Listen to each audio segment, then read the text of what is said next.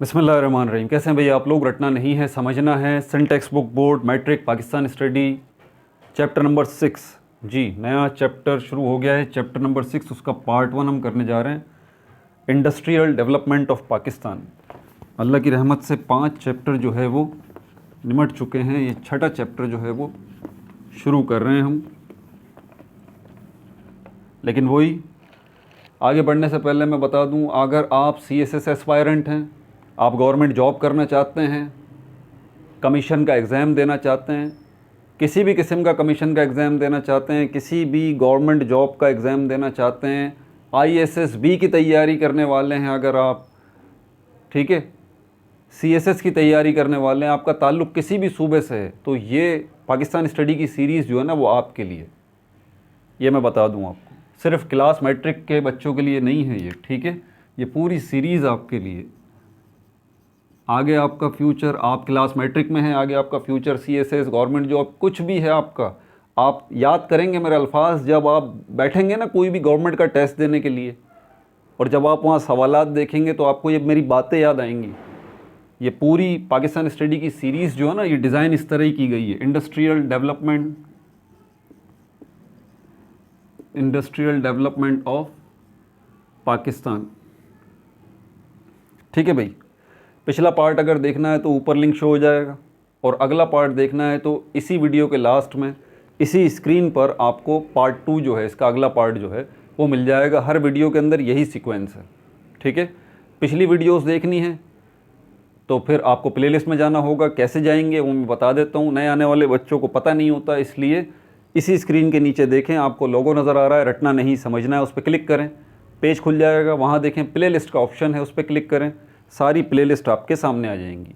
Matric Pakistan study की playlist में चले जाइए, पिछली सारी वीडियोस जो हैं वो आपको मिल जाएंगी। Chapter number 1 ideological basis of Pakistan, इसका पार्ट 1 हिस्ट्री ऑफ प्रॉफिट्स, अंबियाए कराम की तारीख़, ये पहला पार्ट।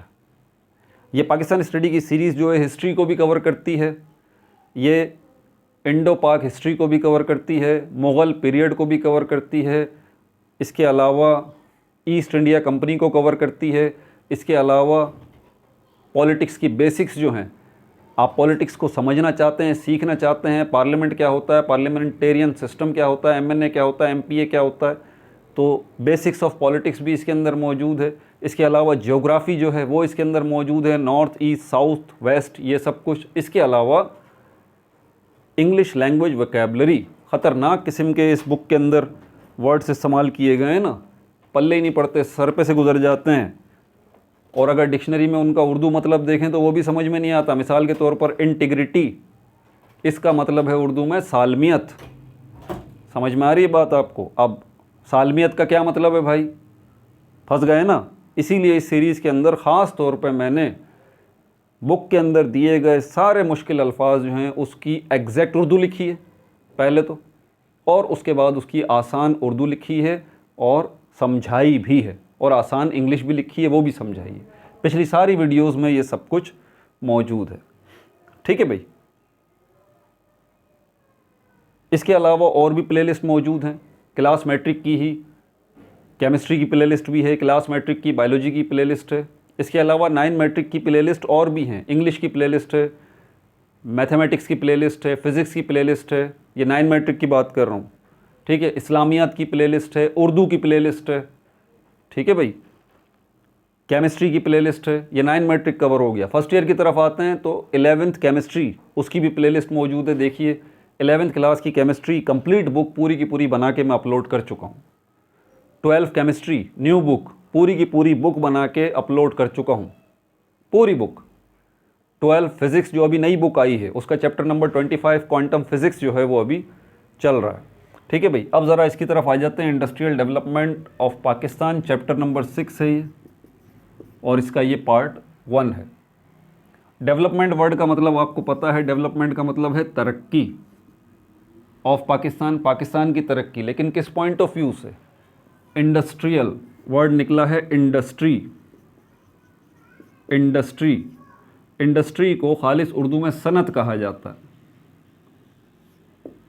सनत, ठीक है भाई। तो इंडस्ट्रियल मतलब सनती, इससे क्या वर्ड बन गया? सनती।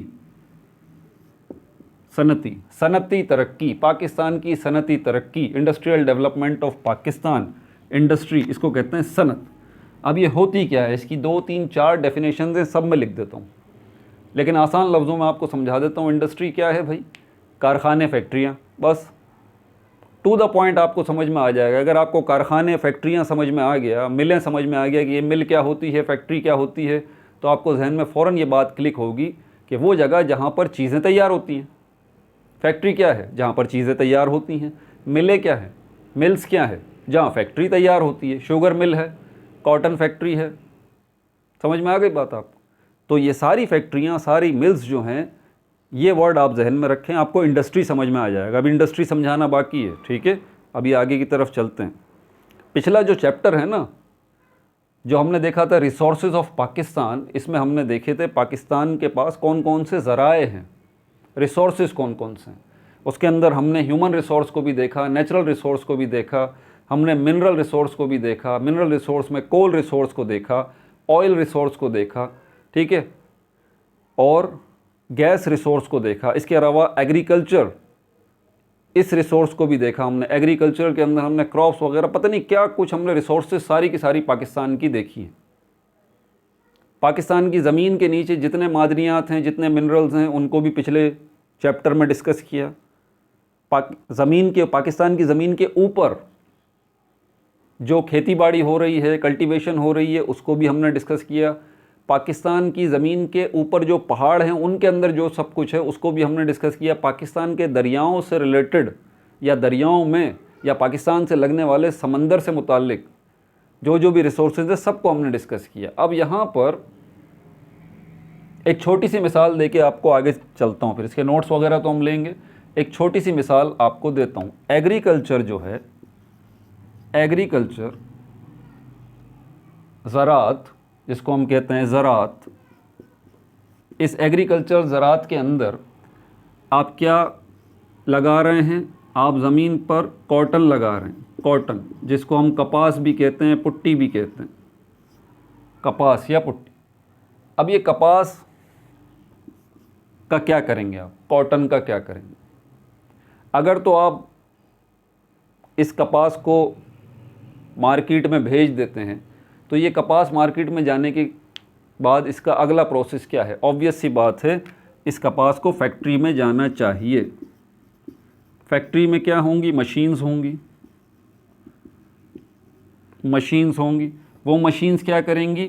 इस कपास से थ्रेड, धागा बनाएंगी। धागा बनने के बाद क्या होगा? थ्रेड बनने के बाद क्या होगा? इस कपास का, इससे कपड़ा बनेगा। कपड़ा, कपड़े नहीं, कपड़ा, कपड़ा बनेगा, कपड़े के थान बनेंगे, वही कपड़ा आगे जाएगा और उसके बाद उससे क्या बनेंगे? कपड़े बनेंगे। और वही कपड़े मैंने पहन रखे हैं, आप भी पहनते हैं। तो अगर आप ये कपड़े पहनना चाहते हैं तो इसके लिए कपड़ा चाहिए, कपड़े के लिए धागा चाहिए, धागे के लिए आपके पास मशीनें होनी चाहिए। मशीनें कहाँ होंगी? फैक्ट्री में होंगी। और फैक्ट्री में क्या जाएगी? ये कपास जाएगी। कपास कहाँ से मिल रही है आपको? ज़राअत से मिल रही है। तो यहाँ तक का तो हमारे पास पिछला चैप्टर है, रिसोर्सेज ऑफ पाकिस्तान। अब इससे अगला मरहला शुरू होगा, क्योंकि कपास बन के, कॉटन बन के मामला ख़त्म नहीं हो जाएगा। अब इस पर काम करना है, इससे चीज़ें बनानी हैं जी। अब जो है इनसे वो सारी चीज़ें, देखें मैं इसीलिए पिछले चैप्टर का हवाला दे रहा हूँ, रिसोर्सेज ऑफ पाकिस्तान। वो सारी चीज़ें जो ज़मीन से निकल रही हैं, कोयला निकल रहा है, गैस निकल रही है, पेट्रोल निकल रहा है, मादनियात, मिनरल्स निकल रही हैं, लोहा, आयरन निकल रहा है, कॉपर, गोल्ड, ठीक है। ये सारी की सारी चीज़ें जो ज़मीन से निकल रही हैं या आप खेती बाड़ी के ज़रिए उगा रहे हैं, क्या कहा मैंने? ये सारी की सारी चीज़ें जो ज़मीन से निकल रही हैं, पहाड़ों से निकल रही हैं, खेती बाड़ी के ज़रिए आप उगा रहे हैं, या फिर मवेशियों के ज़रिए, कैटल्स के ज़रिए, फार्मिंग के ज़रिए, लाइव स्टॉक के ज़रिए चीज़ें हासिल कर रहे हैं, जानवरों से दूध हासिल कर रहे हैं, ठीक है, गोश्त हासिल कर रहे हैं, भेड़ें जो हैं, शीप हैं, उनकी जो ऊन है, वूल जिसको कहते हैं, वो हासिल कर रहे हैं। और समंदर से, दरियाओं से आप मछलियां निकाल रहे हैं, झींगे निकाल रहे हैं। तो सिर्फ यहीं तक बात तमाम नहीं होती। इन सारी चीज़ों को जितने मैंने नाम लिए हैं, ज़मीन से निकलने वाली चीज़ें, पहाड़ों से निकलने वाली चीज़ें, पानी में से निकलने वाली चीज़ें और ज़मीन के ऊपर उगाई जाने वाली चीज़ें, ये सारी की सारी चीज़ें, अगला स्टेप क्या है इंडस्ट्री का, कि इन सारी की सारी चीज़ों को कहाँ जाना चाहिए, इंडस्ट्री में। इंडस्ट्री बोलें तो फैक्ट्रियों में। फैक्ट्रियों में मशीनें लगी हुई हैं, वो इनके ऊपर काम करेंगी और उससे क्या करेंगी, फैक्ट्री क्या बनाएगी, थिंग्स, इससे चीज़ें बनाएंगी, इससे चीज़ें बनेंगी। ये जितनी चीज़ें बनेंगी ये लोकल लेवल पे भी इस्तेमाल होंगी, मकामी, लोकल मतलब मकामी, मतलब हमारे मुल्क में तैयार हो रही हैं तो हम भी इस्तेमाल करेंगे, और इनको हम बाहर भी बेच सकते हैं। दोनों काम होते हैं। और इन्हीं फैक्ट्रियों की तैयारी को हम डिस्कस करते हैं इंडस्ट्री में। ठीक है, तो किसी मुल्क को अगर तरक्की करनी है ना, तो इससे ऐसे वो तरक्की नहीं कर सकता है कि वो कितनी फसलें लगा ले, वो कितने ही जो है वो मवेशी पाल ले, कितने ही पोल्ट्री फार्म लगा ले, कितने फ़िश फार्म लगा ले, कितने ही उसके पास मादनियात हैं, मिनरल्स हैं उसके पहाड़ों के अंदर, उसकी ज़मीन के नीचे कितना ही कोयला है, गैस है, तेल है, ये बेकार है अगर वहाँ पर इंडस्ट्री नहीं है तो, अगर फैक्ट्रियाँ नहीं हैं तो क्या होगा, उस मुल्क की ये सारी दौलत फिर दूसरे मुल्क ले जाएंगे, जिनके पास इंडस्ट्री है, जिनके पास फैक्ट्रियाँ हैं, जिनके पास मशीनें हैं, जिनके पास R&D डिपार्टमेंट है, रिसर्च एंड डेवलपमेंट डिपार्टमेंट। समझ में आ रही है बात आपको? अब चलते हैं इसकी डेफिनेशंस की तरफ। इंडस्ट्री अगर आपसे कोई पूछता है तो आप ये थोड़ी ना बोलेंगे भाई फैक्ट्री है, या फिर आप ये थोड़ी ना बोलेंगे इंडस्ट्री को कि सनत है। ये तो आपने मतलब बताया है, आगे भी तो बताइए प्रॉपर डेफिनेशन क्या है। अब इसकी 2, 3, 4 डेफिनेशंस जो बुक में लिखी हुई हैं एज इट इज़ मैं यहाँ पर लिख देता हूँ आपके सामने। पहली डेफिनेशन जो है, आपसे पूछा जाता है कि भाई ये इंडस्ट्री क्या है, नोट कर लीजिए। Process involve in the making of things in factories. ये वो प्रोसेस है जिसके अंदर आप क्या कर रहे हैं, मेकिंग ऑफ थिंग्स, चीज़ों को बना रहे हैं। कहाँ बना रहे हैं, फैक्ट्रीज़ में। नोट कर लीजिए, इंडस्ट्री क्या है, प्रोसेस इन्वॉल्व्ड। प्रोसेस एक ऐसा प्रोसेस जिसमें इन्वॉल्व्ड है, एक ऐसा प्रोसेस जिसमें इन्वॉल्व्ड है। इन्वॉल्व का मतलब जिसमें शामिल हैं, क्या है, इन द मेकिंग ऑफ थिंग्स। इसमें क्या चीज़ शामिल है, इन the making of things in factories, in factories. Note कर लीजिए, एक ऐसा प्रोसेस है जिसमें शामिल हैं, क्या चीज़ें शामिल हैं, मेकिंग ऑफ थिंग्स, चीज़ों का बनाना। किसके अंदर, इन फैक्ट्रीज, फैक्ट्रीज़ के अंदर। ठीक है भाई। दूसरी डेफिनेशन जो आपकी बुक से ली है, manufacture of things through manual mechanical methods. Manufacture मतलब तैयार करना, मैन्युफैक्चर ऑफ थिंग्स थ्रू, चीज़ों की तैयारी, थ्रू का मतलब ज़रिए, किसके ज़रिए, थ्रू मैनुअल। मैनुअल का मतलब होता है हाथ से किया गया काम, मैकेनिकल का मतलब होता है मशीन से किया गया काम। मैनुअल का मतलब हाथ से किया गया काम, मैकेनिकल का मतलब मशीन से किया गया काम।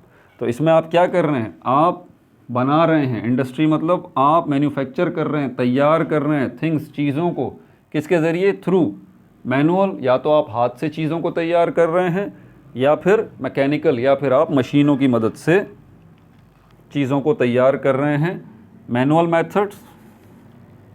ठीक है भाई। तीसरी डेफिनेशन भी नोट कर लीजिए, preparation of commodities. Preparation of commodities. Commodities कह लें आप, गुड्स कह लें आप, इसको उर्दू में कहते हैं माले तिजारत। माले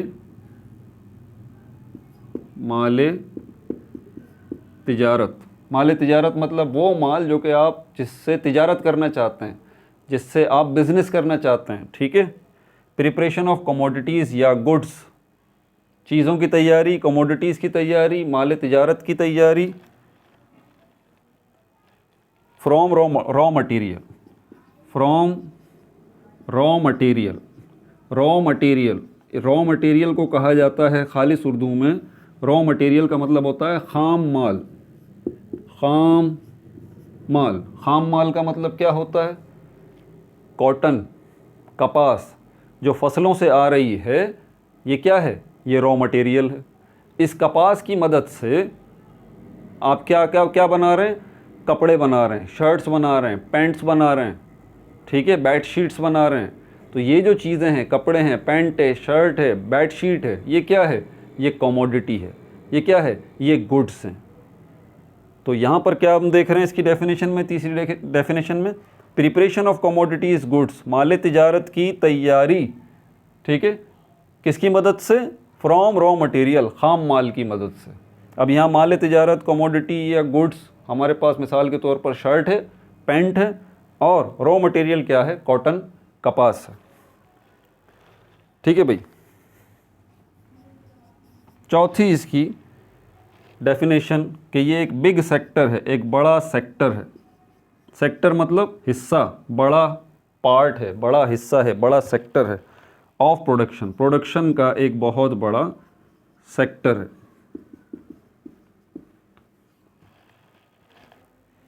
ठीक है भाई, समझ में आ गई। तो इंडस्ट्री क्या है? Process involve in the making of things in factories. दूसरी definition, manufacture of things through manual mechanical methods. तीसरी definition, preparation of commodities goods from raw material. चौथी definition, big sector of production. अगर आप इन तीन definition पर गौर करें ना, तो इन तीनों में एक चीज़ कॉमन नज़र आएगी आपको। वो क्या? मेकिंग, बनाना, तैयारी। ये देखें, process involve in the making, manufacture, preparation. Making का मतलब भी बनाना है, मैन्युफैक्चर का मतलब भी बनाना है, प्रिपरेशन का मतलब भी बनाना है। तैयारी, आप तैयार कर रहे हैं गुड्स को, कमोडिटीज़ को, माल तिजारत को, कहाँ पर? फैक्ट्रीज़ के अंदर। आखिरी जो डेफिनेशन है, बिग सेक्टर ऑफ प्रोडक्शन, एक बहुत बड़ा ये सेक्टर है, एक बहुत बड़ा हिस्सा है इंडस्ट्री किसका? प्रोडक्शन से मुताल्लिक। मतलब मुल्क, पूरा मुल्क जो भी तैयारी कर रहा है, पूरे मुल्क के अंदर जो जो भी चीज़ें तैयार हो रही हैं, उसका बड़ा हिस्सा जो है वो कहाँ तैयार हो रहा है? फैक्ट्रीज़ में तैयार हो रहा है। यानी कि दूसरे लफ्ज़ों में मैं ये भी कह सकता हूँ कि जितनी अशिया, जितनी चीज़ें एक मुल्क में तैयार हो रही हैं, ज़्यादातर वो चीज़ें तैयार कहाँ से होके आ रही हैं? कहाँ से आ रही हैं? इंडस्ट्री से होके आ रही हैं। ठीक है भाई। और अब मैं आखिर में आपको एक और भी बात बता दूँ, इंडस्ट्री की एक और डेफिनेशन। पेपर, कागज़, इसको भी सर समझ लीजिए। कागज़ किससे बनता है भाई? लकड़ी से बनता है। ठीक है, ये पेपर इंडस्ट्री, इसको कहा जाता है पेपर इंडस्ट्री। इसी तरह टेक्सटाइल इंडस्ट्री होती है, कॉटन इंडस्ट्री होती है, शुगर इंडस्ट्री होती है। मैं पेपर इंडस्ट्री की मिसाल लेता हूँ। आपके दिमाग में अगर मैं पूछूँ भाई पेपर इंडस्ट्री क्या है, तो आप बोलेंगे सर वो फैक्ट्रियाँ, कारखाने जहाँ मशीनों के ज़रिए कागज़ तैयार किया जा रहा है, उन फैक्ट्रियों, मशीनों के अंदर रॉ मटेरियल आ रहा है, यानी कि लकड़ी आ रही है, बुरादा आ रहा है, ये रॉ मटेरियल आ रहा है और उससे कागज़ बन रहा है। मैं कहूँगा पेपर इंडस्ट्री ख़त्म हो गई, यही है पेपर इंडस्ट्री। नहीं भाई, ना ना ना, अब ज़रा पूरी बात सुन लीजिए। सिर्फ यही नहीं है, वो जो स्टेशनरी शॉप है ना, जहाँ पर ये कागज़ रजिस्टर्स की शक्ल में बिक रहा है, ये भी पेपर इंडस्ट्री का हिस्सा है जी। यानी कि सिर्फ ये मामला नहीं है, ये प्रोडक्ट निकल के जहाँ जहाँ जा रही है, जिन जिन लोगों के पास जा रही है, ये कागज़ जिन जिन लोगों के पास जा रहा है, उसको वो मज़ीद जो है मुख्तलिफ़ तरीक़ों से इस्तेमाल कर रहे हैं, बेच रहे हैं। यानी कि उस फैक्ट्रियों में तैयार होने वाले पेपर, उसके कागज़ को इस्तेमाल करने वाले और बेचने वाले भी उसी पेपर इंडस्ट्री का हिस्सा हैं, सिर्फ वो फैक्ट्रियाँ नहीं हैं। ठीक है भाई, ये बात तमाम हो गई। अब अगला टॉपिक आपकी बुक का देख लेते हैं, नेशनल डेवलपमेंट। इसको हम कहते हैं कौमी तरक्की।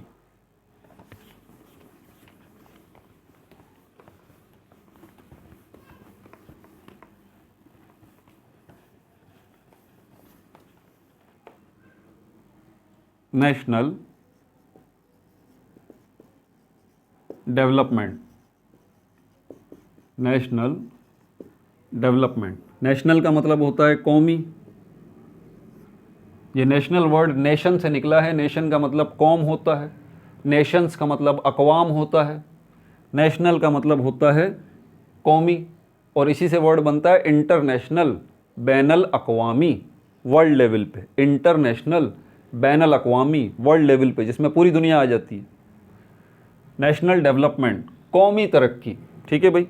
अब कौमी तरक्की की अगर हम बात करें तो पूरी कौम की तरक्की की बात करें। देखिए बात को ज़रा समझिएगा, जब हम कह रहे हैं नेशनल डेवलपमेंट तो इस नेशनल डेवलपमेंट के अंदर एक मुल्क की आवाम आ जाती है, कौम आ जाती है, उसकी तरक्की, उस हाँ अब इसके बारे में बात करते हैं, इसके ज़रा देख लें। नेशनल डेवलपमेंट क्या है? Process of advancement in economic and social sector. Process, national development क्या है? एक प्रोसेस है। क्या हो रहा है इसके अंदर? Of advancement. एडवांसमेंट का मतलब होता है आगे बढ़ना। एडवांसमेंट मतलब आगे बढ़ना या तरक्की करना, आगे बढ़ना या तरक्की करना। ये प्रोसेस है एडवांसमेंट का, आगे बढ़ने का, तरक्की करने का, ग्रो करने का। किसके अंदर आगे बढ़ रहे हैं आप? Economic and social sectors. Economic and social sectors. Social का मतलब क्या है? मुआशरती। पहले भी बताया है सोशल वर्ड किससे निकला है? सोसाइटी से निकला है। सोसाइटी का मतलब मुआशरा, ठीक है। इकोनॉमिक का मतलब होता है मुआशी, यानी कि एक ऐसा प्रोसेस है जिसमें एडवांसमेंट हो रही है, तरक्की हो रही है, ठीक है। किसके अंदर? इकोनॉमिक सेक्टर, मुआशी तरक्की भी हो रही है। मुआशी तरक्की का मतलब पैसा पाई की तरक्की, पैसे आ रहे हैं।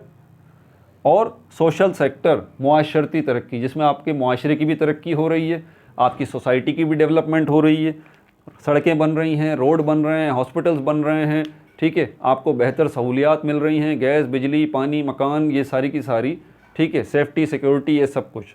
तो नेशनल डेवलपमेंट का ये मतलब है कि एक ऐसा प्रोसेस जिसमें एडवांसमेंट हो रही है। किस सेंस में? इकोनॉमिक सेक्टर में एडवांसमेंट हो रही है और सोशल सेक्टर में एडवांसमेंट हो रही है। आपके पास पैसा पाई भी अच्छा आ रहा है और आप जिन इलाकों में रहते हैं, जिन जगहों पर रहते हैं, वो भी बड़े खूबसूरत हो गए हैं, ठीक है। अब ये होगा कैसे? अगर आपको नेशनल डेवलपमेंट करनी है तो इसके लिए कौन सी चीज़ है जो बड़ा अहम किरदार अदा करती है? इंडस्ट्री। जी, इंडस्ट्री। इंडस्ट्री जो है,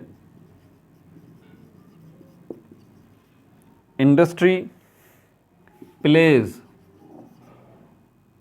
important role, industry plays important role in national development. National development, कौमी तरक्की में इंडस्ट्री जो है बड़ा अहम किरदार अपना अदा करती है।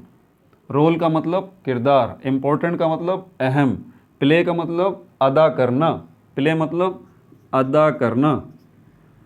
तो इंडस्ट्री जो है वो अदा कर रही है बड़ा अहम किरदार किसके अंदर? इन नेशनल डेवलपमेंट, कौमी तरक्की में। इन नेशनल डेवलपमेंट, कौमी तरक्की, ठीक है भाई। Industry is one of the factor, ठीक है। Industry and its importance for development, ये तीसरा टॉपिक है, इसको भी ज़रा नोट कर लें। ये सारी चीज़ें आपकी बुक में लिखी हुई है, याद रहे, मैं अपनी तरफ से नहीं बता रहा भाई। ये नेशनल डेवलपमेंट भी आप खुद देख भी सकते हैं, ठीक है।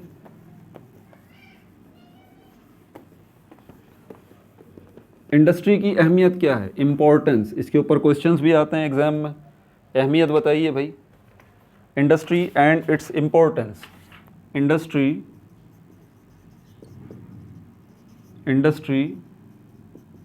एंड इट्स इम्पोर्टेंस, इंडस्ट्री और इसकी अहमियत। क्यों अहम है भाई? सोर्स ऑफ इकोनॉमिक डेवलपमेंट, ये ज़रिया है सोर्स ऑफ इकोनॉमिक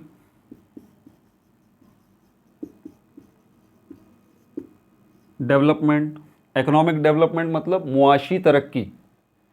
मुआशी तरक्की का एक बहुत बड़ा ज़रिया है, एक बहुत बड़ी सोर्स है।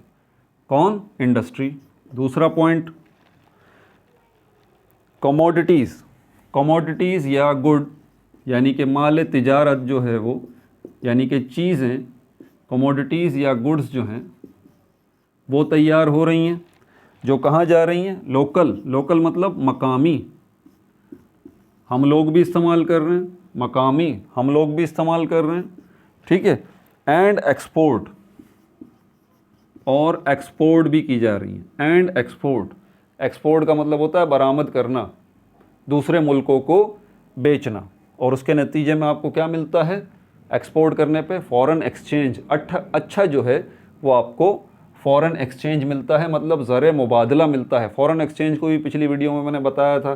फॉरेन एक्सचेंज या ज़र मुबादला का मतलब क्या होता है कि आप जब अपनी चीज़ किसी को बेचते हैं तो वो आपसे जब ख़रीदता है तो असल में वो अपनी करेंसी में ख़रीदेगा।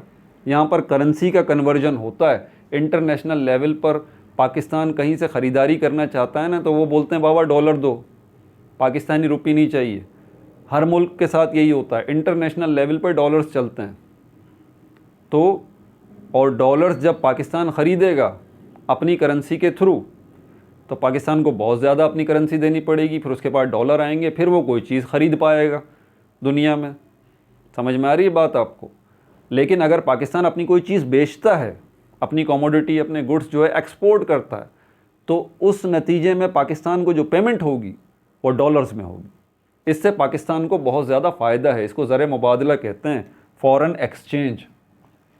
ठीक है। तीसरा फ़ायदा ये भी इंडस्ट्री की मदद से होता है। तीसरा फ़ायदा रॉ मटेरियल, जो भी रॉ मटेरियल तैयार हो रहा है, raw material to finished goods, इसमें आपका रॉ मटेरियल जो है वो किस में कन्वर्ट हो रहा है? फिनिश्ड गुड्स में से। ठीक है, मतलब तैयार, जैसे कि आपकी कॉटन है वो किस में कन्वर्ट हो रही है? कॉटन यार्न यानी कि धागे में, और उसके बाद अल्टीमेटली कॉटन क्लॉथ्स यानी कि कॉटन के कपड़ों में। लोगों को रोज़गार मिलता है, पीपल गेट एम्प्लॉयमेंट,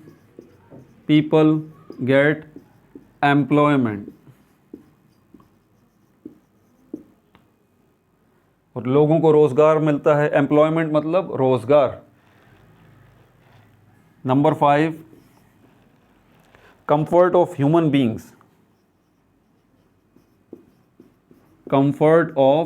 बींग्स, लोगों के लिए आसाइश मुहैया होती है। दो चीज़ें याद रखिएगा, एक तो ज़रूरत है, दूसरा आसाइश है।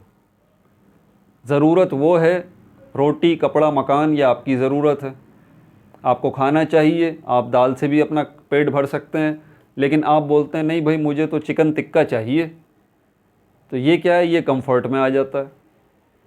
और इसके अलावा बहुत सारी ऐसी चीज़ें जो कि आसाइश के तौर पर इस्तेमाल होती हैं। मिसाल के तौर पर रेडियो है, टेलीविज़न है, एसी है, ये सारी की सारी चीज़ें कंफर्ट में आती हैं, नीड्स में नहीं आती हैं, याद रहे। ये आपकी ज़रूरत नहीं है, ये आपकी ख्वाहिशात हैं। आजकल हम जो दुनिया में ज़लील हो रहे हैं ना, वो सिर्फ़ ये वजह नहीं है कि हमारी ख्वाहिशात पूरी नहीं हो रही, नहीं, सिर्फ ये वजह नहीं है कि हमारी ज़रूरियात पूरी नहीं हो रही। ज़रूरियात तो पूरी हो रही हैं, सबकी पूरी हो रही हैं। आप किस बात का रोना रो रहे हैं भाई? आपकी ख्वाहिशात पूरी नहीं हो रही हैं, और ख्वाहिशात जो है ना, ख्वाहिशात उनकी कोई हद नहीं है, कोई हद नहीं है। आप दुनिया से चले जाएंगे, ख्वाहिशात नहीं ख़त्म होंगी आपकी। ठीक है, ज़रूरियात जो हैं वो बहुत थोड़ी होती हैं इंसान की, ख्वाहिशात लामहदूद होती हैं, उनकी कोई लिमिट नहीं होती। तो बहरहाल यहाँ पर हम बात करें कंफर्ट मतलब आराम, आसाइश ऑफ ह्यूमन बींग्स। इसमें कौन कौन सी चीज़ें आती हैं ये भी आपको इंडस्ट्री प्रोवाइड करती है, रेडियो, टीवी, एसी। ठीक है भाई। और क्या है? मेक्स कंट्री इकोनॉमिकली स्ट्रॉन्ग, ये तो हम देख ही चुके हैं इस पॉइंट को, क्या लिखना, छठा पॉइंट यही है कि मुल्क को जो है वो इकोनॉमिकली स्ट्रॉन्ग बनाती है इंडस्ट्री, मतलब मुआशी सतह पे मुल्क जो है वो मजबूत हो जाता है, पैसा पाई में मजबूत हो जाता है। छठा पॉइंट ये है, हाँ ये अच्छा पॉइंट है, कंट्री मुल्क जो है क्या हो जाता है? सेल्फ रिलायंट,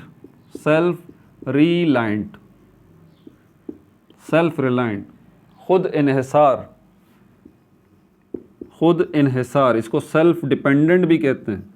आप बोलते हैं सेल्फ डिपेंडेंट, सेल्फ रिलायंट, खुद पर भरोसा करना, दूसरों के आगे भीख मांगने की ज़रूरत नहीं पड़ती कि लाएं भाई हमें दें, नहीं, हम तो सेल्फ रिलायंट हैं।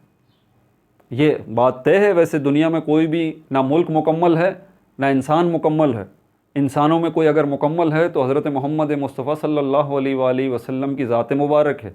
अल्लाह ताला ने उनको मुकम्मल तख्लीक किया है। इंसानों में, जिन्नात में, फ़रिश्तों में, तमाम मखलूक़ात में, तमाम अंबिया कराम में अफ़ज़ल व आला, मुकम्मल। बाकी जितने इंसान हैं, जितने लोग हैं, जितनी चीज़ें, सब में 19-20 तो चलता है, ठीक है। खामियाँ और ख़ूबियाँ तो होती हैं। तो कोई भी मुल्क जो है वो 100% सेल्फ़ रिलायंट नहीं है, उसको ज़रूरत पड़ती है दूसरे मुल्क की, लेकिन ये ज़रूरत कम होनी चाहिए, ज़्यादा नहीं होनी चाहिए, ठीक है भाई। अगले पार्ट के अंदर हम हिस्टोरिकल बैकग्राउंड देखेंगे इंडस्ट्री का, पार्टीशन से लेके। पार्टीशन से हम समझेंगे कि जब तकसीम हुई थी 1947 में, 1947 में पाकिस्तान और इंडिया, दो मुल्क जो है वो वजूद में आए थे। तो पाकिस्तान जब बना था तो इंडस्ट्री का पाकिस्तान का हाल क्या था, इसमें बड़ी तकलीफ़ दे बातें हैं, ठीक है। वो सब कुछ मैं आपको बताऊंगा। पाकिस्तान के मुख्तलिफ़ अदवार में 1947 से लेके आगे तक इंडस्ट्री के लेवल पर क्या क्या होता रहा, बड़ी तकलीफ़ दे तारीख़ है। स्टार्ट करूँगा तो आपको बड़ी खुशी होगी, लेकिन जैसे जैसे आगे बढ़ूँगा तो फिर आपको यकीनन तकलीफ़ होनी चाहिए, बींगा पाकिस्तानी, बहैसियत पाकिस्तानी। आप बोलेंगे यार कितना कितना जुल्म हो गया ये, ठीक है भाई।